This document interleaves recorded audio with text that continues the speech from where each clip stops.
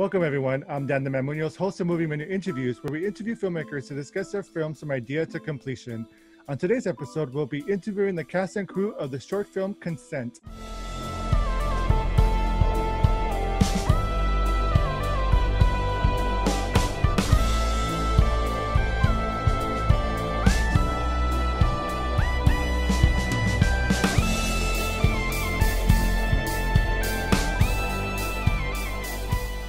So I'd like to welcome the cast and crew of the short film Consent. Let's welcome Andrew Cervantes, Brandon English, César Carmona, and Manee Leija to the show. Thank you guys so much for being here.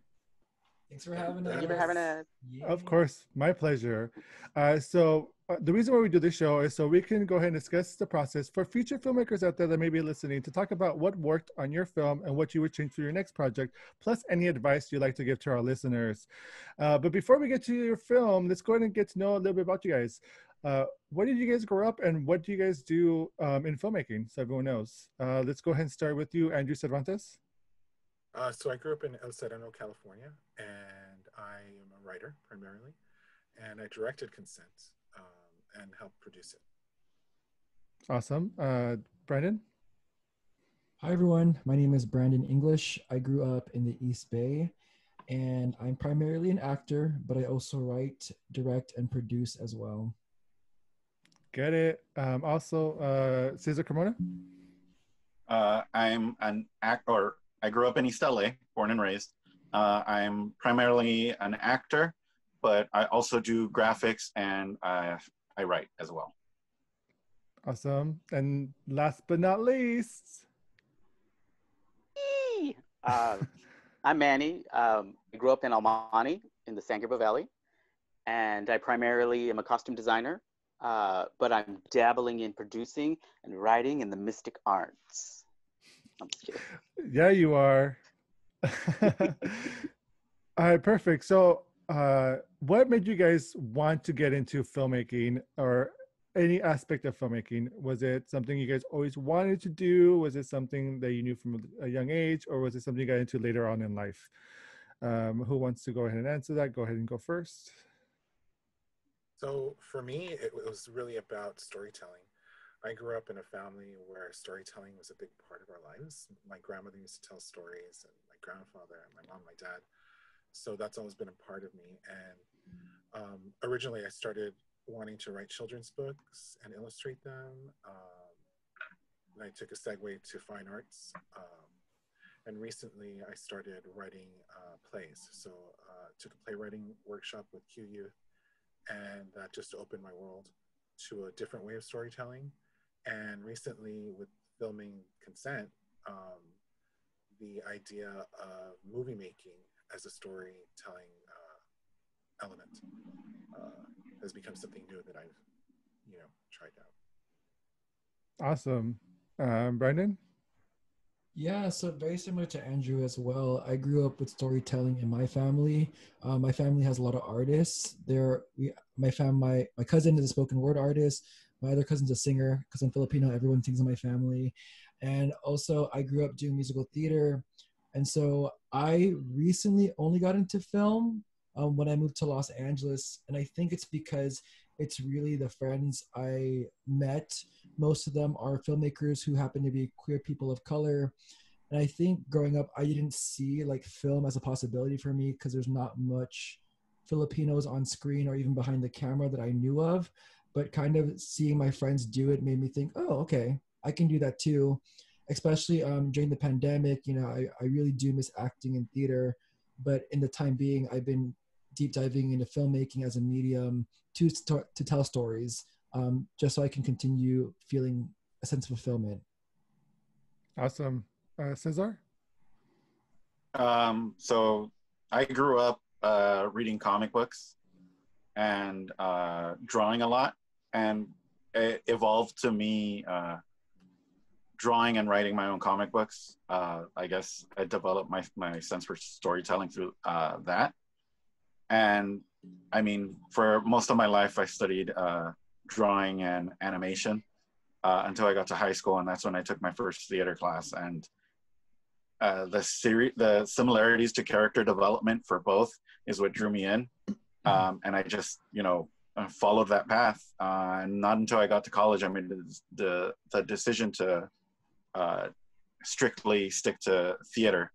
And I mean, being in LA, obviously you're going to go the route that's not easiest, but I'm the most convenient, which is film. So while I still do theater, I mean, my main passion is theater. I'm still doing movies, and I'm trying to develop that skill too. Awesome. And Manny? I don't know. It was an interesting way of how I came about.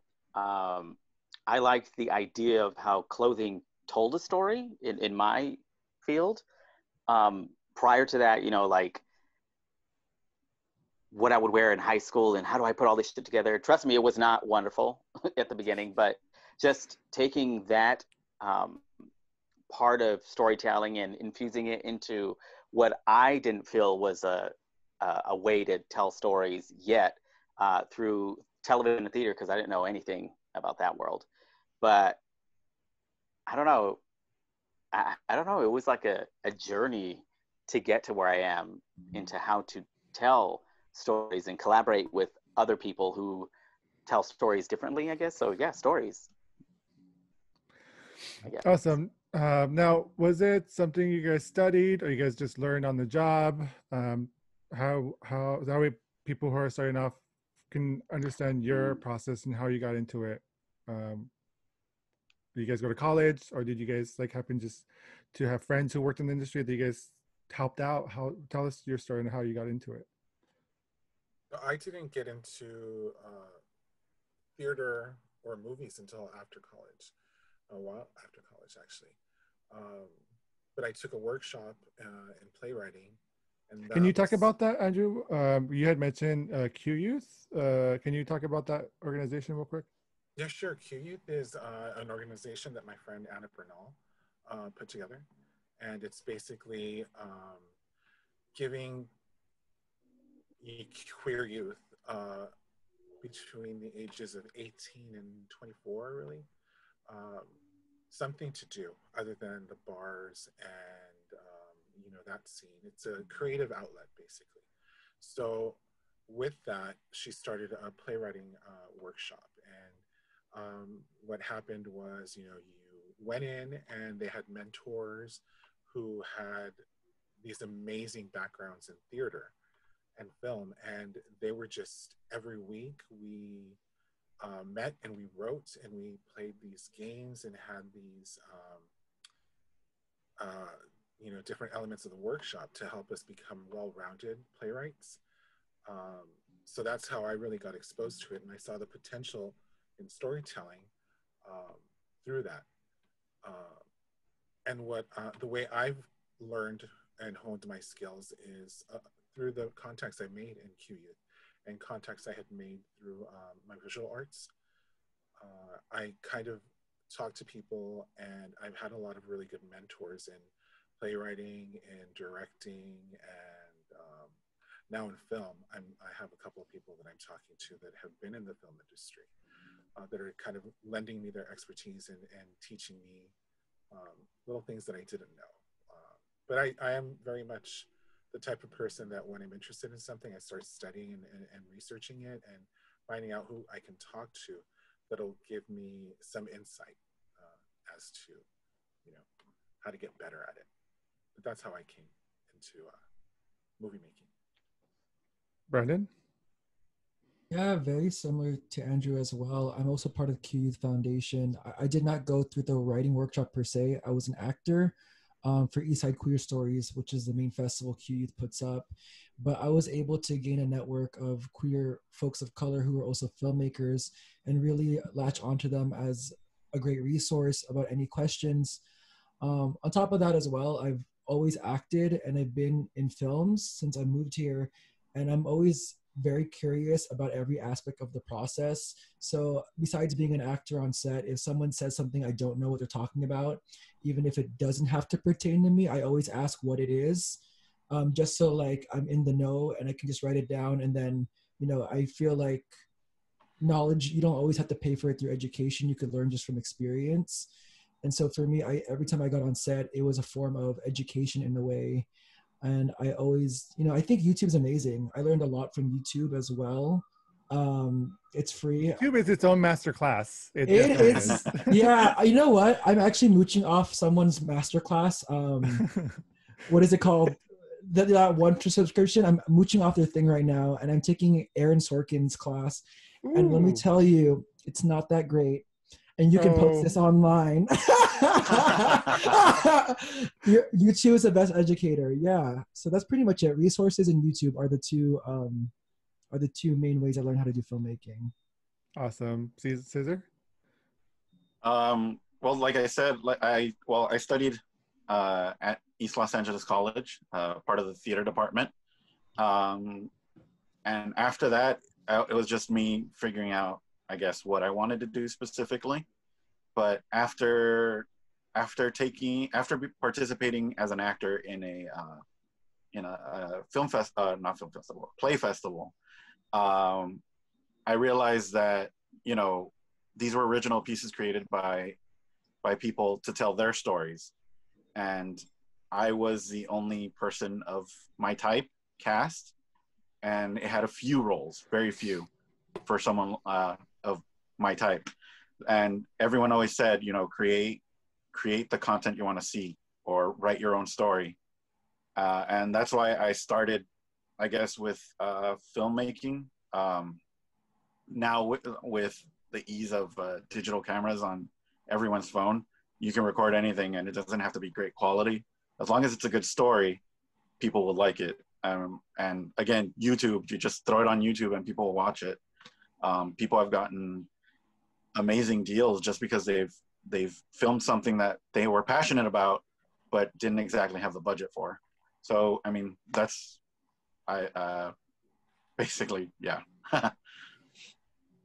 And Manee? What was the question again? How did you end up working or becoming in filmmaking? Oh, Did you go to school? Did you just meet someone who was like, "Hey, help me out," and then you got bit by the bug?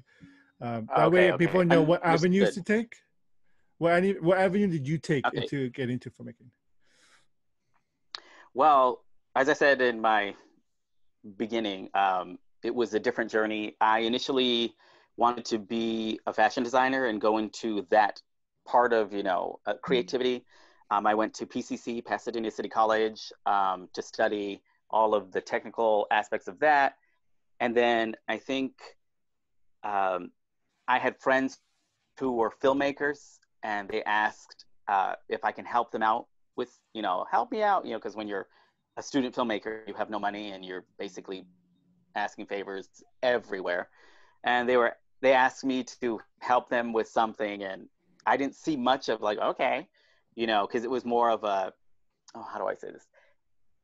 It wasn't making fashion. It was a different type of story. Like, you're not designing for a client, you're designing for the story. Do you know? I don't know if you know what I mean, but that makes sense. Know what I mean. So that was an interesting avenue, and I started doing that. And then I enjoyed the camaraderie on set or on the production. It was a conversation with different artists, like the cinematographer or director or the actors or the prop people, it was a whole story outside of what does this skinny bitch want to wear in this season? You know what I mean? It wasn't, no, I'm serious. I don't mean to be vulgar, but it was a collaborative effort, as opposed to the designer only gets the credit, and all of the other people behind a designer are just people in white lab coats who don't do nothing, apparently. Do you know what I mean? It was a world that was more inclusive in regards to not telling you the specific story of just your client, or versus, this is about people, about human people and how they do their thing. And it's not just these actors that are doing it. It's like a whole branch of people putting it all together. You know what I mean? My perspective prior to that was just, oh yeah, actors. Yeah, that's it. You know, I didn't realize there was a whole family of people behind it, behind supporting the actor and telling the story, behind supporting the playwright or storyteller or writer to tell these stories. You know what I mean? Like I didn't comprehend at all. And once I did, it was like I got bit, and I was like, oh my gosh, I didn't realize like this was such a collaborative effort, and that my way of storytelling can totally fit in assisting this story in general. So yeah, it was pretty cool. And I didn't know. I mean, I'm from California. This happens over there. I didn't know this happened. You know, I thought there was only one way to do what I do, and now it's like a whole field of what I do, if that makes sense. Totally, which is awesome. Which is an aspect that not many people know about costuming. Mm-hmm. Also, besides consent, though if consent's your first time, that's fine. You could talk about your first theatrical experience. But what was the first project you worked on, and what did you learn that will carry with you in other projects? I guess we'll go with Andrew first, because you've been the first one. The first project, I guess it would be for the QU Eastside Queer Stories Festival. I wrote 2 plays, and one was selected to be on stage, and we got to sit in on the rehearsals, talk to the director. So I got to see all the behind the scenes magic, and that was amazing. And then that year we won an award, the LGBTQ Hero Award, I think we won that year, which was amazing. And, you know, it's just, that's kind of where all the behind the scenes stuff happened. And I saw like everything that it takes into producing a play, and I just wanted to do more. So. Awesome. Brandon? I'm trying to remember. It's kind of too hard for me to recall for theater as far as what. No. It could be a film production. Yeah. Sure. But if you don't have a film, then I went with theatrical. But okay, if you have a film, talk about the film project. There was a film that I did, my first feature-length film, which I was cast as the lead, which was insane.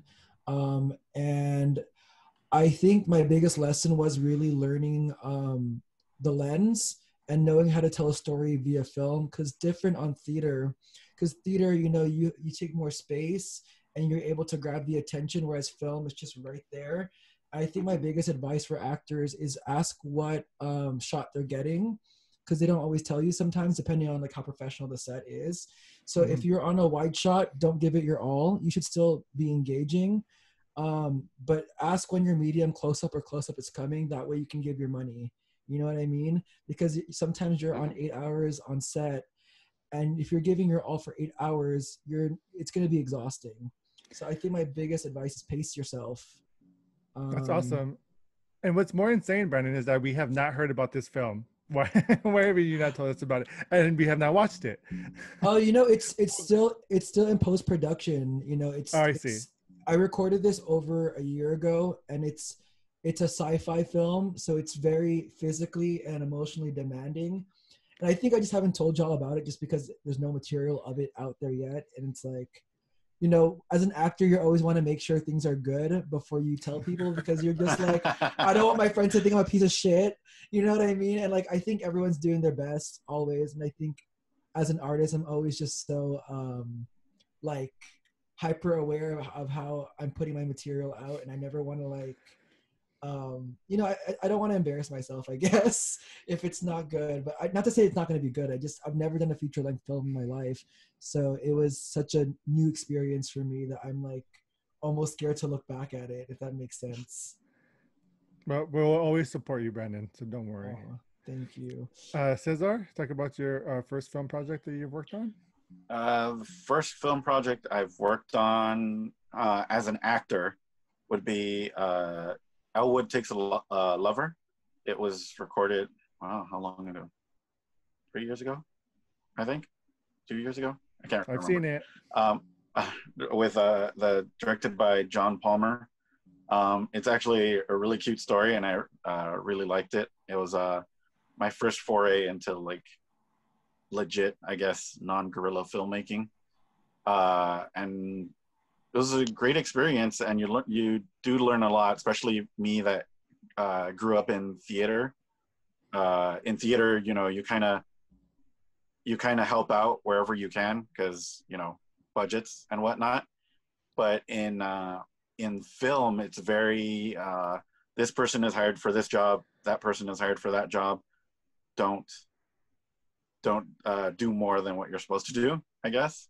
And it was weird because as an actor, like I would show up and be like, all right, like, is there something I can do? Or like, oh, you could go wait with the other actors. Like, and I'm just sitting there waiting, which I mean was cool. You can run over your line or go over your lines, but it was definitely something different that I hadn't experienced before. Awesome. And Manny? What was the question? I'm just kidding. I know the question. Oh my It God. was a short film called Cheating Hearts. It was directed by Felix Martís. It was in 2009. Which everyone will know who Felix Martís is because I just interviewed him recently on the show. So, but go on. He's a very good friend of mine because he asked me, do me a favor. And I was like, sure. Anyways, I went. He wanted me to help out with makeup and getting a makeup person and like basically PA, if you will, which is a production assistant. You do anything. And I asked, hey, can I do the costumes for this too? And he was like, sure. And I don't know if he realized exactly what I could do. He does now. But it was noir piece. It was like a very, you know, like a very Maltese Falcon feel, if you will. He was all into noir at that time.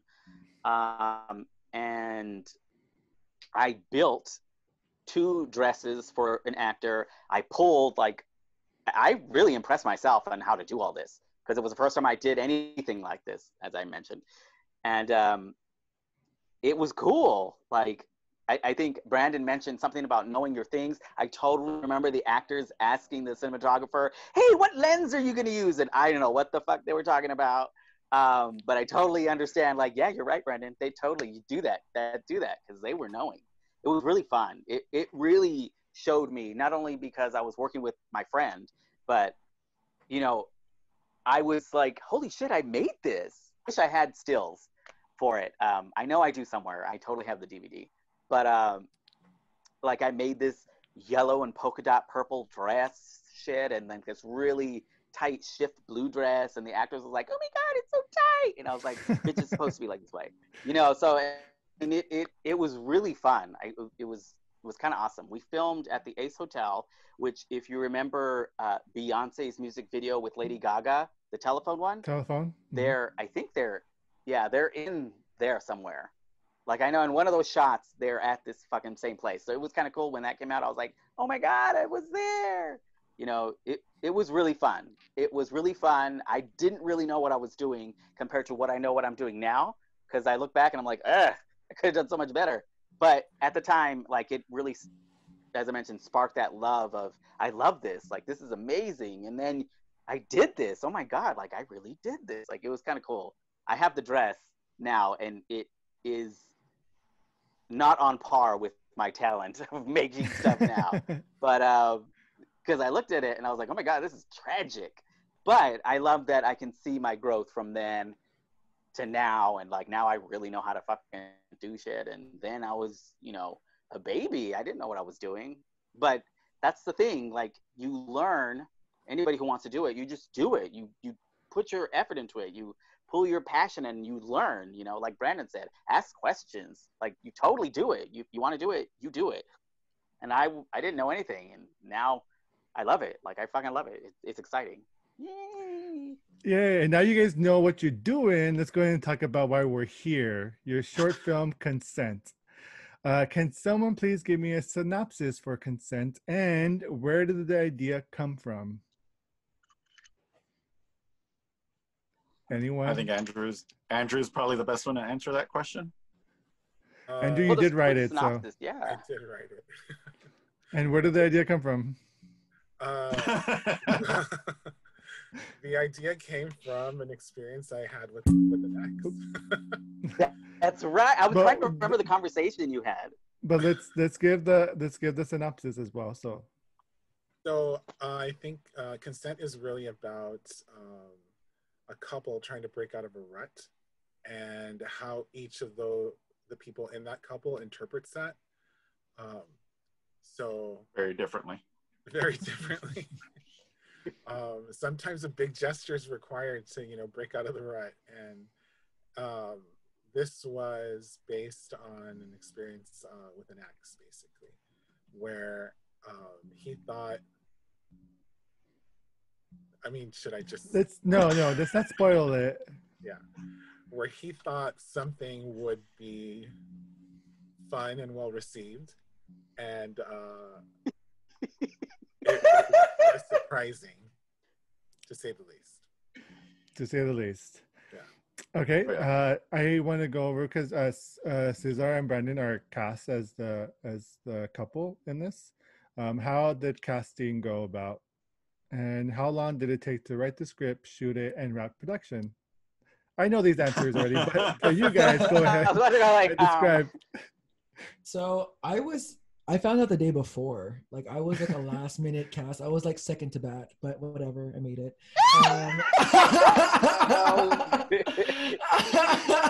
I'm giving you all the tea. No, hold back. And so, Spill it. Film in the shower. So. But how this happened was actually, to bring back Anna Bernal in the conversation, they said that Andrew was looking for an actor, and I didn't know how soon they needed the actor, so I just said yes because I'm a whore, and so I just like, and so I was like, yeah. And the great thing, Brandon, is like you didn't even know what the really role was for or anything. You're No. just like, oh, actor, I'm down. Yeah, I was just down. Like I like, for me, I love acting. I don't really care what it is. My standards, I have high standards, but like also like if it's through a friend, I always expect that it'll be good. Otherwise, it wouldn't. There's my dog. Otherwise, I wouldn't recommend. I wouldn't say yes. So I said yes, and then I didn't even read the script yet. And then I said the yes. I read the script. And I'm like, oh shoot, I'm about to do something. So well, I already said yes. I already said yes, and I was like, I'm sure it's not really gonna be what's gonna happen, but if it is, like, it's a first time for everything, and like maybe I'll be into this and learn something about myself. Growth. The school I went to, we have this whole mission statement of growth as an actor and growth as a human being are synonymous. So I was like, maybe this will help me grow in other ways. I legit thought this. That's true. And I was like, maybe this will teach me about my own personal life, and universe is trying to tell me something about where I should proceed, moving forward. But yeah, that's how I got cast. Cesar? So basically I was with the group when the idea was conceived, and Wait, does someone want to discuss the group? Yeah, I guess we basically 4 of us got together and decided we were going to help each other on projects. It's me, Andrew, Manee, and Daniel, or Dan, and All 3. all 3. Yeah. And we decided we were going to help each other out with projects, like just, a way to uplift each other. And the idea for the Outfest 1 Minute Film Festival came up.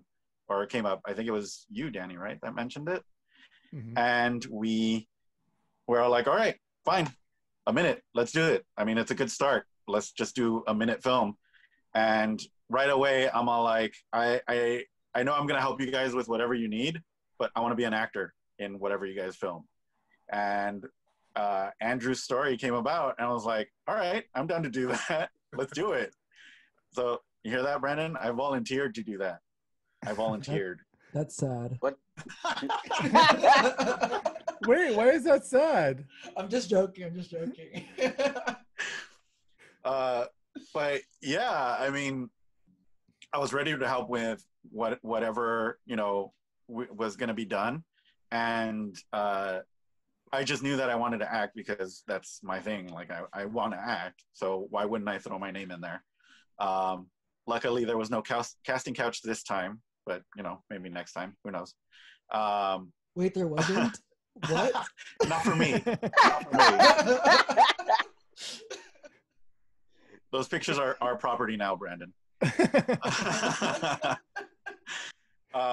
But yeah, we filmed that one, and we also filmed another film, and that's where I guess I was a PA in that one because I just helped with the behind the scenes stuff. So yeah, I forgot the question. I think that was it. Andrew, talk about how long it took to write this, shoot it, and then wrap production. Okay, I think every writer has stories kind of in their back pocket that they wanted to tell, or they're waiting to be put on the page, and this was one of them. I've been kind of fortunate, or I've lived like a pretty interesting life, so I have a lot of stories in my back pocket that I keep. Them like, this would be hilarious, or this would be a great story, just have to have the right kind of venue for this kind of story. So it was something that I already considered writing, had thought about how to put it together, but the challenge of doing it all in 1 minute was daunting. But I love a challenge, so I think I wrote it all within a day, and then edited it down and got it to where it was 1 page. And I thought, well, 1 page is supposed to equal a minute, but 5 minutes later, Daniel had to edit it down to 1 minute, even with Manee yelling at us, "We're going over time! Focus!" But I was like, you guys! and like, hurry up, wipe it up, clean up the mess, let's go, come on.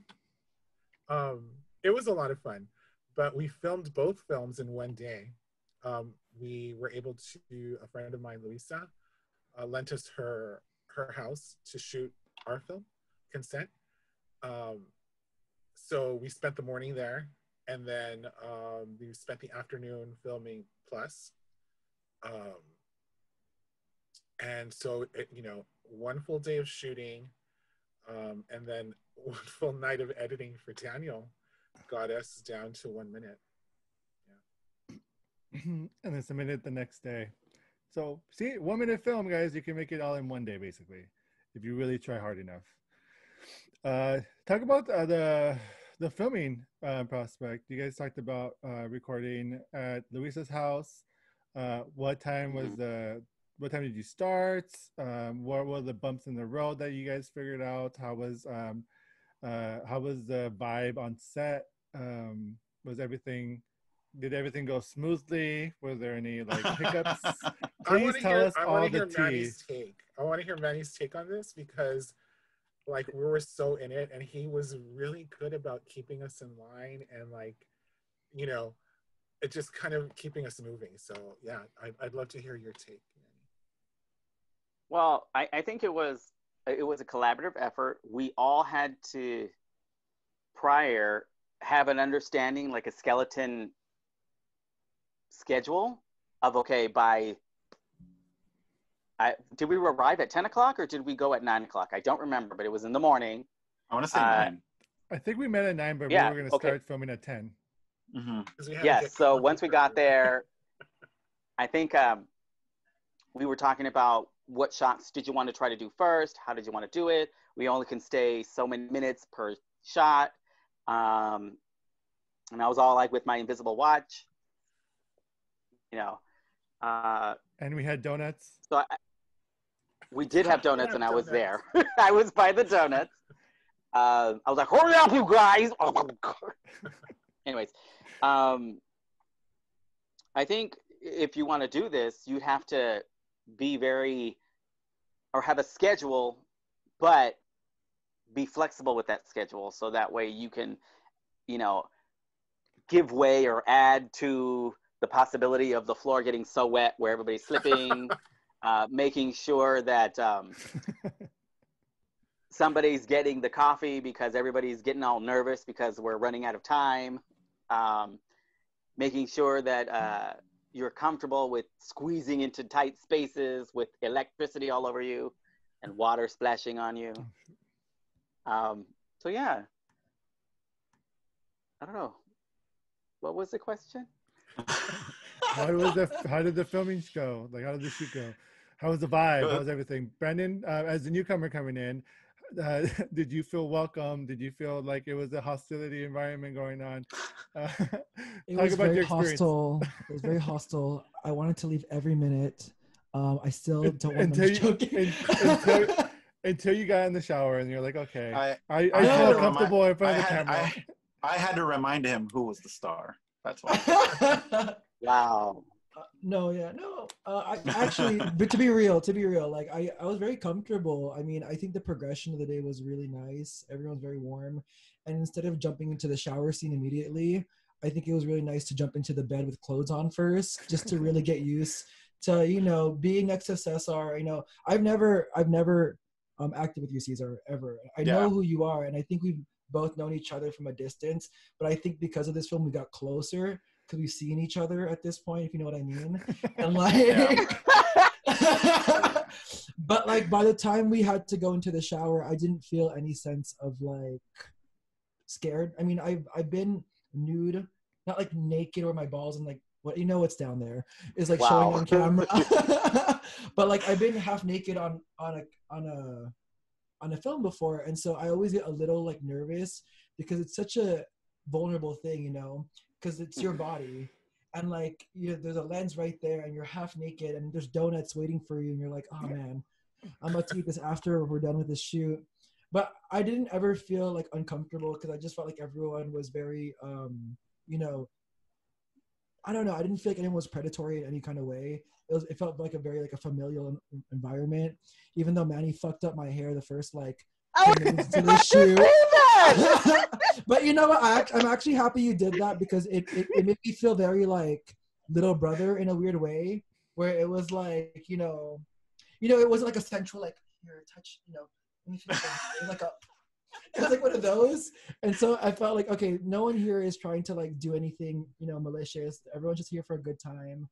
And so I had a good time, and it was really efficient. I've been on a couple of sets before where it was student sets, and I was like, okay, I'm gonna be very patient because everyone's figuring things out and, everyone's just doing their best.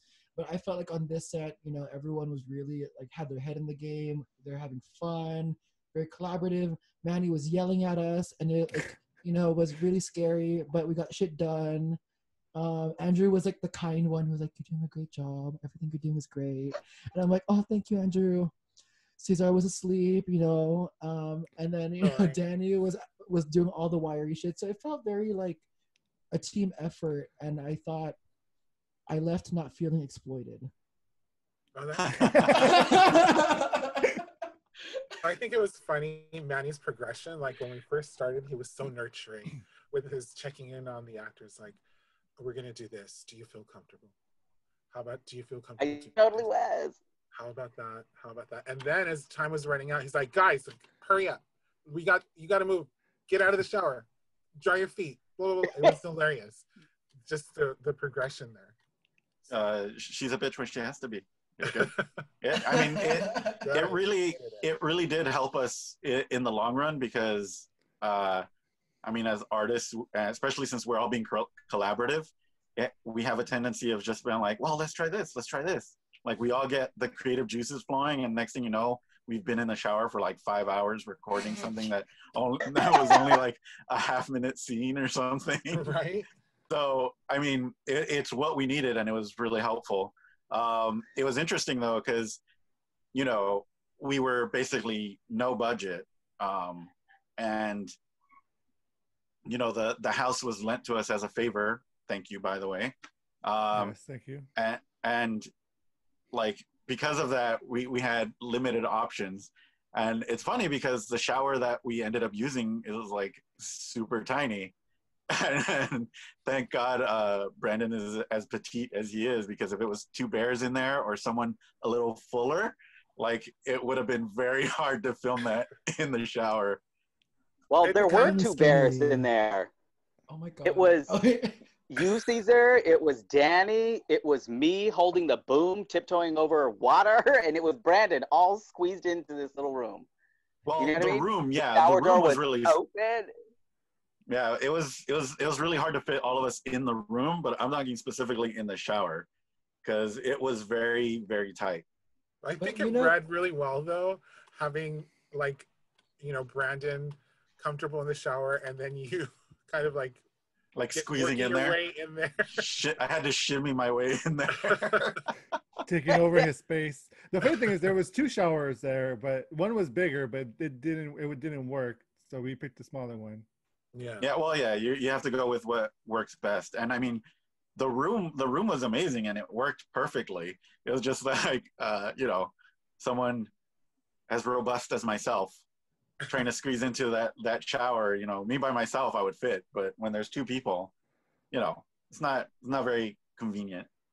But it's so real though. Like, you've dated someone and you live in a studio apartment and you know that you need more space and you just have to make it work. And I even think within this story as well, the couple is like in a rut and they encounter this everyday thing that it's always the little things that like kind of bother them. Yeah. But I thought it was both sweet and comedic, but also real and kind of the circumstances that we're living in, especially as a gay couple. It's like, Yeah. you don't have, I mean, I guess it depends what kind of gay couple you are, but at least in where I am in my life right now, I can't afford like a huge shower. This is the shower that we're gonna afford. Yeah. I'm pretty sure I can only afford a bucket in the backyard. So That's why we didn't use your house. Exactly. All this is just backdrop. This Yeah. illusion. I know that's all Zoom virtual background. Yeah, exactly. All right, guys, let's go ahead and talk about that. This film itself was made for Outfest Fusion 1 Minute Film Festival. Now, talk about that whole submitting it and actually it going to the festival of Outfest Fusion back in March. Well, first of all, it was just like an overwhelming day. So much work. And then, Daniel working through the night to get everything edited down. And then, knowing that we made this deadline and that we got it submitted, that was like a huge relief. And then finding out that, it was going to be shown at Outfest Fusion at LATC. That was exciting. It was I remember it was on a Tuesday because I was at work. I had just finished teaching and the event started at 7 and my class ends at 7. So I basically changed in class. As soon as I got everyone out of class, I just changed and hauled ass to LATC. And I made it in time to walk into the screening, basically. I didn't even get to have a drink, which I felt I really needed. But, I met up with Daniel and I saw Brandon, and then we went up into the theater and I got nervous. And then they started playing the films and the nerves just went away because there was so much talent. The stories being told were so amazing. And it was everything from like touching stories in 1 minute, mind you, to just laugh out loud comedies. And it was everything. It just filled the whole gamut. And it was so much fun. And then when Consent came up on the screen, I was like, oh my God, that's my story. Those are my friends. I remember shooting this like a week ago. And it's, people are like laughing and enjoying it and having a good time. It was great, yeah. And then, they started announcing the winners and I had joked like, as soon as we filmed it, okay, so, we're going to win, blah, blah, blah. But then when we actually won, I was like, wait, what? Is that what? And Daniel was like, oh shit, and it was just funny. Like, it was really exciting and so much fun. I wish like we could all have been there, but Cesar had another event. He was on stage at the time. So it was, we were, so we still had him there with us, but he was performing on stage somewhere else. It was. No, I think Cesar had a play on stage. He wasn't performing himself. Yeah. A play I wrote was being performed. Yeah. Oh, that's right. Okay. But I mean, it was amazing. I mean, Daniel and Brandon were there, and then Cesar and Manny met up afterwards. So, how do you guys? Can we also just talk about how this was before COVID? Like this was like a week before all the COVID. Before. Yeah. All the COVID stuff had dropped, and very similar to you, Andrew. Like, I think what's so great about Outfest is it's such a welcoming environment. My dog wants attention. I'm sorry, but it's okay. Your dog's cute. Sure, I'm just gonna bring her on. Okay, you don't want to be on camera? He's camera shy. But everyone was very supportive during Outfest. I think as an actor, it's always weird watching yourself, especially when you just did it. Because, especially with comedy, you're like, if people don't laugh, I'm going to cry. And I'm right here. And I was, I thought it was funny.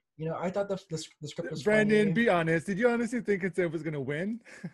I'm just kidding. You don't have to answer I don't know. that. I don't ever have expectations with that kind of stuff. But I always felt good about what we did. So I was like, this was a very fun project. Whether we win or not, I still had a good time. And that's like all that mattered to me. You don't do this stuff to win, though it feels amazing. But like, I was like, who are you? And what have you done with our Brandon? No, like you don't do it to win. It feels good when you win. And so like for me, I had no expectations going in. I just wanted to do something fun with my life. And acting is always fun for me. And I think I was so nervous watching myself and even Cesar on screen because I don't know how people would react, especially with the gag. It's like either people can take that very well or they could be like, okay, Jan, like I wasn't sure what the reaction would be with the crowd. And it was actually very positive. And I was able to make a lot of connections with other queer folks of color who were from Outfest and still talk to them.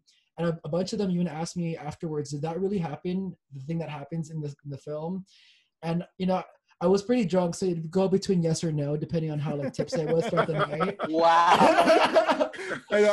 I got asked that too. It's like, did you really film that, like for reals? And I'm like, Yeah, we had Cesar drink a lot of water. Yeah, but that's cool. It's convincing. I mean, it was just a lot of fun, and also it's cool because I already knew some of the people there. And so when I was watching the 1 Minute Film Festival, I was like, oh, that's my friend on screen. And it's always interesting to see like a different version of your friend, like in some other world. And even just watching yourself, you're like, that's me. That's weird. Like, I'm, and I think also like, I feel like most of us here have a theater background. So we never really get the opportunity to watch ourselves act, You'll get your whole like high school, like dad recording stuff. But that's not really the shaky cam, yeah. But like you never get to actually get like the lens of, what's, what I'm saying. yeah. It was an interesting experience. Danny, I feel like I want to hear what you have to think because I feel like you've been interviewing us the whole time. And I would love to know kind of like what your experience was with that festival was. Oh, I thought the festival was amazing. I got there super early. Mingle, talked. I ran into you. We hung out basically all night, and I met like other people, and had drinks. And I was nervous for the film, but I was also happy that I was there. And then was super excited when Consent won. I was like, oh my god, that's amazing. So I don't know. I thought it was a great one of the. I mean, it was sad because it was one of the last nights that we had for fun because of COVID, but it was one of the most fun nights I've had. We had a lot of fun walking around with that little we won, so now we can do this. Like we have get out of my way. We won. Get out of my way. Exactly. Like, oh, is this my car? Did I win? So humble. Also, but I want to know, Manee and Cesar, because both of you were at another event. For Meet Cute LA. Because Cesar, you had your play Better Than Grinder on. Mhm.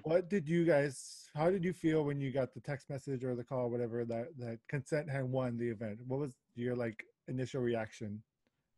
Um, I remember it was like right after like the show was over. Like it was a bunch of short plays, and it basically like I read the text afterwards, and I was like, I was in disbelief. I was like, oh shit, we won. I it's hard to describe. It was like goosebumps, I guess. It was the best way to describe it. You just feel like a chill through your body. I'm like, oh wow, our first foray into, you know, filmmaking, and we got an award. That's kind of cool. Like I was super excited, and then I showed it to Manny. I'm like, look, looks like we won. And I was And like, I Manny? knew it. I knew we would. We're amazing. But I don't know. Like when Caesar showed me the message, it was almost, I don't know. Like you were just like a big smile, like yeah, or whatnot. And like Caesar said, I think it was awesome that our collaborative effort into making this short film so quickly, and we got notoriety for it. It felt really good, you know, like yeah, we could do stuff, you know, like a affirmation of this process is working. Like clearly we have something together that showcases us, I guess. So it was really or us and our talent and what we could do together. Like yay, I don't know, it was fun because then after that I was like, you know, hi everybody, like at the meet cute, you know, of everybody that I knew and whatnot. So it was kind of like having an excitement, like ah! But I don't want to talk about it because I need to talk about, oh, your play was great up there, you know what I mean? Like it was like a lot of butterflies, I guess. Speak for yourself, because I was telling people about it. I was like, oh, I actually have to go in a bit By because the my way, movie just won an award, so you know we have to go celebrate. Like wow. I was not coy about it. I was They like, oh, I recognize just my won. acting. No, the But awesome part about winning this award, which was the jury award for breaking apathy, right? That's what the term was. Is the fact that now this film will be featured in Outfest, which is upcoming August 20th to August 30th. It's part of its short comedy festival. Gag Me, what is it? I'm sorry. It's the gag of the season. Gag of the gag of the season. season. Thank There you. you go. Yeah. So it will be featured in the lineup there. Which, how do you guys feel about that? How do you feel the fact that it is now in Outfest Film Festival and will be featured in as part of its short comedy films? I'm excited. Well, I I can't feel wait. yeah. Or I felt like the same way how you guys were with the paper. Move out of my way. We belong here. Get out. No, but that's a great point to say. Like, you know, it's that feeling like we belong here, and that's exactly like how I feel. It's like, yeah, we have a place at the table, and that feels really amazing. And also, the people that are in our block are really great filmmakers. We're in the same film block as Candace King for President, and it's a really Yes. funny. Their film was in my other film festival that I was just in, and that film is hilarious. And the fact that we're sharing like the same kind of block with Candace Kane, I'm like, oh my god, like we did Right? something. We're moving on up. That's what we're doing. Yeah. I think it's kind of like what Manny said. It's about affirmation. I mean, I don't feel like I don't need people to tell me I'm doing good or whatever. I'm like self-sufficient in that respect for the most part. But it is nice to have that affirmation that, you know, this is something that we're interested in. This is something we're really working towards. And just the acknowledgement that like, you did a good job, you know, congratulations. Let's have other people see what you put together. It's amazing just overall, I think. But can we Yeah. also like give it up to ourselves in the sense that we made this with queer people of color, so Yeah. that's pretty amazing. Yeah. I mean, that's the intent that we had as when we started talking about putting Amorosos Media together and us working together. It was, you know, because we wanted to support queer people of color in this environment. So I'm just happy that we did it, and you know, look where we are. Like, and continue to do it.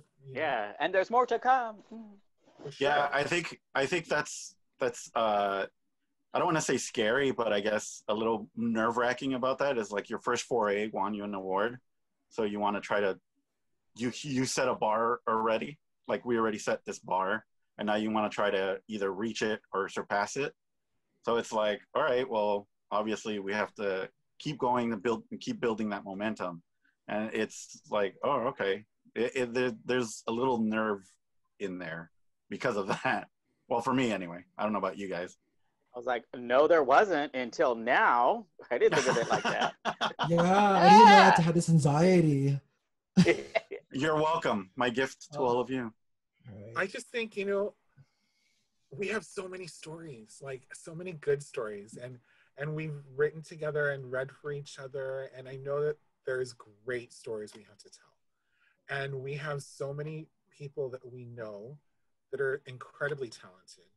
And, you know, they'll help us bring the stories together. They'll help us bring the stories to life. So I just think it's just, I don't feel pressure by it. I feel excited, you know, because there's endless opportunities and possibilities now. Yeah. To tell your stories. Yeah. Now, if anyone wants to go ahead and watch the short film Consent, it'll be on Outfest August 20th to the 30th. You could go ahead and get your tickets at outfest.org. So make sure to check it out. Again, we're part of GAG Of the season. Gag of the season. No, is it Gag of the season? Yeah, it's Gag of the season.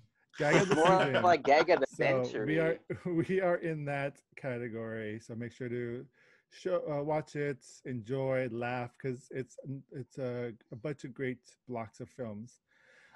Now, guys, or everyone in between, let's go ahead and tell me any last minute advice you like to give people who are just starting out, who are just looking to start to make their own film, or wants to get into acting or into costuming. What advice would you give them as people who have done it already to newbies? Well, I would say to just do it. There's no wrong way at getting into this. Like Brandon said, ask questions, you learn. Like we were all saying, this is about telling stories, not specifically one way of telling a story. So just dive in and do it. You don't hesitate, just do it. And once you're in it, you'll learn. Like throw yourself in the ocean. You'll learn how to swim. It'll come naturally of what you want to do. You'll learn that maybe if you don't want to be an actor and it's too nerve-wracking for you, oh my gosh, there's other aspects in regards to being a director, being a writer, being a part of the production, being a part of, like, there's a whole slew of other things you can do outside of what you assume will be there, if that makes any sense. Just do it. I think mine is more focused towards queer people of color or queer people in general. Take up space. Don't be afraid to take up space.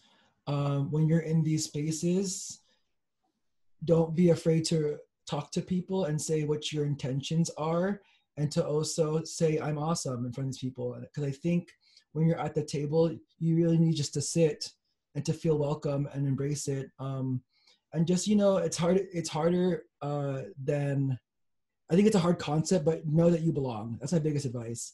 And also be a good team player, be a good person. You know, I think we were talking about earlier about how we have a plan, but things unravel and you have to just kind of go with the flow. Just be a good person, be patient, and be a team player. I know we do it in theater, but I would love to see it more in film. I would love to see that more in film.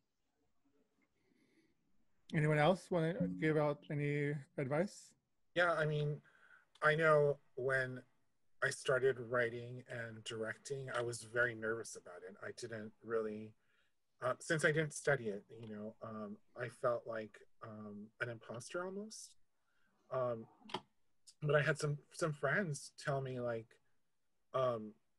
you have to just do it. Like if what you're seeing isn't what you want to see, you're gonna have to tell your own story. You're gonna have to tell those stories. And I was really worried about the language. Like I didn't know like director language or how to get actors to do what I had in my mind for them to do.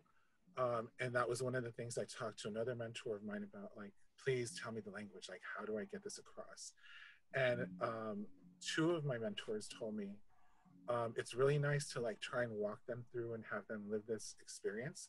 But sometimes you just have to tell them, this is what I want you to do. Can you do that? And they're actors, so they'll take that note, they'll put their own spin on it, and it's going to become amazing.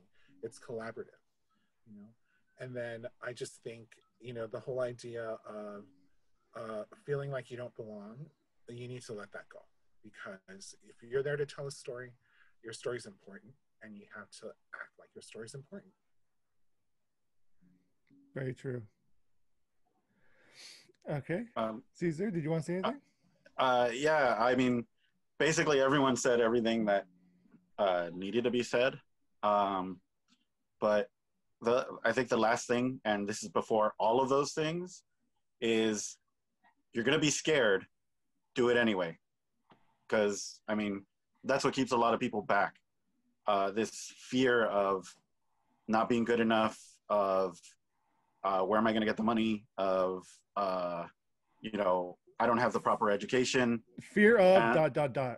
Yeah, just, embrace it. It's fear. I mean, it's going to be there no matter what, but just do it anyway. Who cares? If it comes out crummy, all right, well, you learned something from it.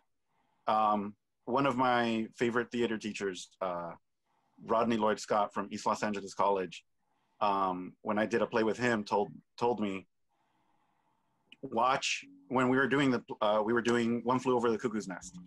And he told me, he's all, watch every version of that film, play, whatever you find. And I remember I told him, I was like, I found a really crummy, like, not well done version of Cuckoo's Nest on YouTube. And he's all like, that's great, send it to me, I want to watch it too.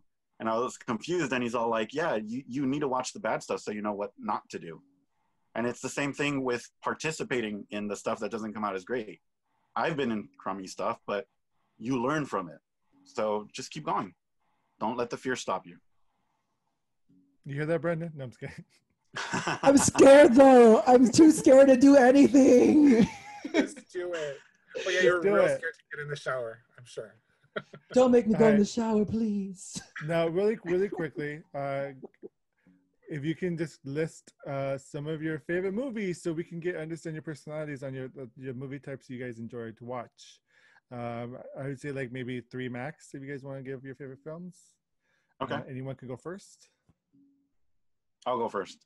The Mask, Scott Pilgrim versus the World, and Black Swan. Oh, nice. Very different. So you're crazy.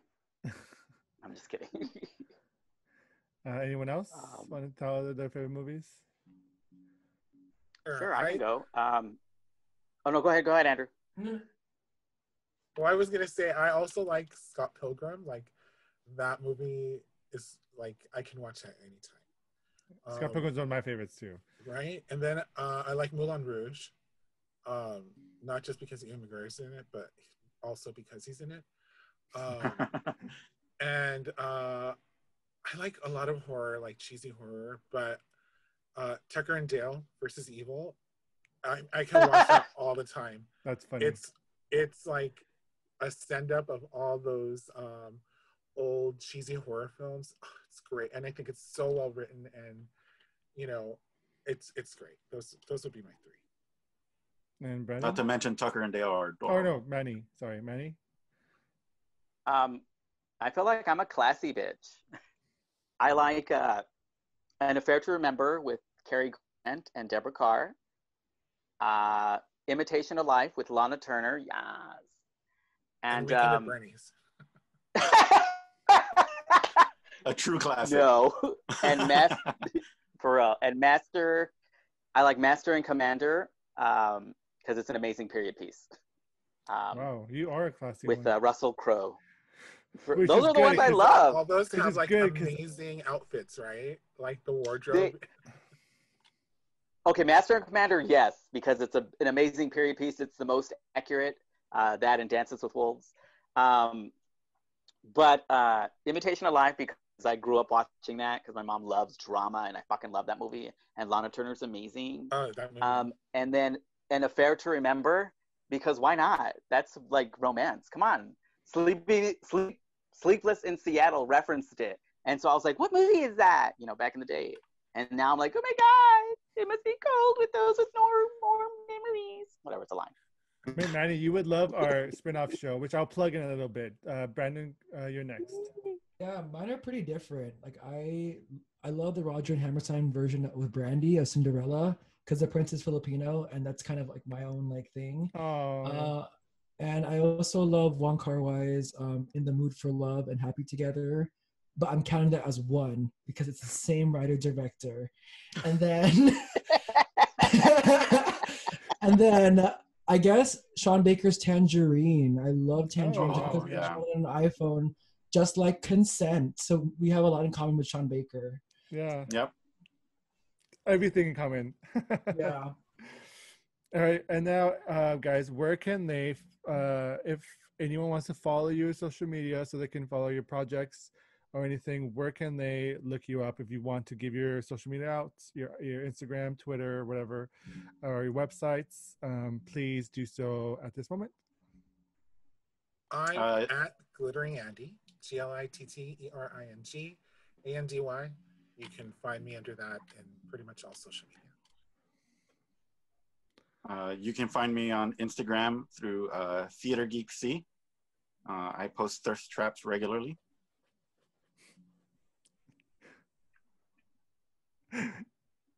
Okay.